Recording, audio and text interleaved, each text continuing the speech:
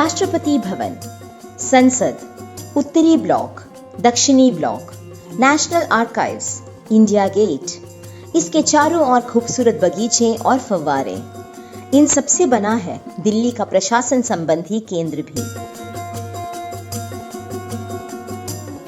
इसमें शामिल है 3 किलोमीटर लंबे राजपथ और जनपथ राजमार्ग जो इन इमारतों को जोड़ता है। वर्ष सन 1929 में निर्मित यह भवन समूह 16वीं शताब्दी के पुरान किला और शाहजहानाबाद के दक्षिण के मालचा गांव के बीच स्थित है।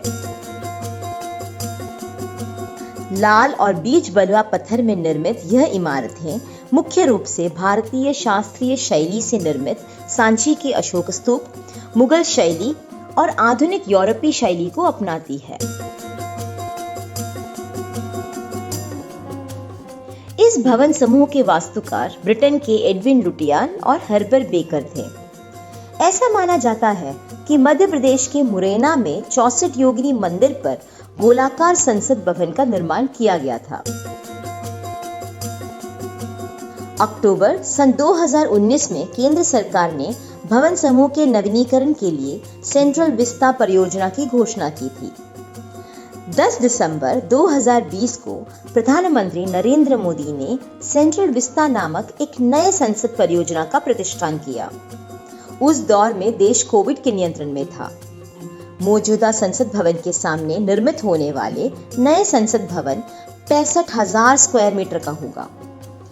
आधिकारिक विवेचना यह है कि पुराने और नए संसद भवन एक ही भवन समूह के रूप में कार्य करेंगे। अनुमानित लागत 20,000 करोड़ रुपए है। सरकारी भूमि के रूप में 86 एकड़ सार्वजनिक भूमि पर काम पुनः इश्तिहार के साथ शुरू हुआ। इस बात की काफी वाद संवाद हुई है कि सरकार ने एक तरफा सार्वजनिक स्थान को आम लोगों की सलाह लिए बगैर लूट लिया गया है। यह स्थान जो शाम के समय या सैर करने में लोग इस्तेमाल करते थे। संसद भवन से इंडिया गेट तक लगभग सभी भवनों को गिराकर या बदलकर योजना को लागू किया जा रहा है। दिल्ली के विभिन्न हिस्सों में सरकारी कार्यालयों के लिए एक केंद्रीय सचिवालय यानी कि सेंट्रल सेक्रेटरीट स्थापित किया जाएगा। यह भी सवाल किया गया था कि एकमात्र पद्धति के रूप में एक नए प्रधानमंत्री भवन का निर्माण के लिए 13,000 करोड़ रुपए अलग रखे गए थे। शुरू से ही आलोचना हुई कि सन 2024 की परियोजना को पूरा करने की जल्दबाजी से कई तरह की पर्यावरणीय और सामाजिक समस्याएं पैदा होगी और इतनी जल्दी में इतनी बड़ी परियोजना को लागू करना उचित नहीं होगा। कई भारतीय वास्तुकारों और सामाजिक वैज्ञानिकों ने 100 साल से अधिक पुराने पारंपरिक इमारतों को तबाही का विरोध किया, लेकिन सरकार इस योजना के विषय पर आगे बढ़ रही है। सरकार ने लोगों को यह स्पष्ट तस्वीर देने की जहमत नहीं उठाई कि कौन सी इमारतें गिराई जाएगी और कौन सी नहीं। समीक्षकों का कहना है कि अगर ऐसी योजना की जरूरत है तो उसे सार्वजनिक किया जाना चाहिए।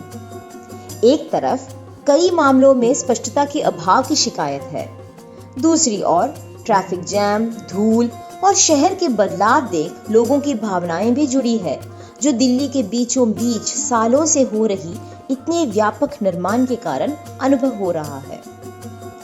पर्यावरण के संरक्षकों का आरोप है कि एक योजना के रूप में आवश्यक पर्यावरण परमिट के लिए आवेदन करने के बजाय कई इमारतों के लिए परमिट अल्प मार्ग से प्राप्त किया गया है।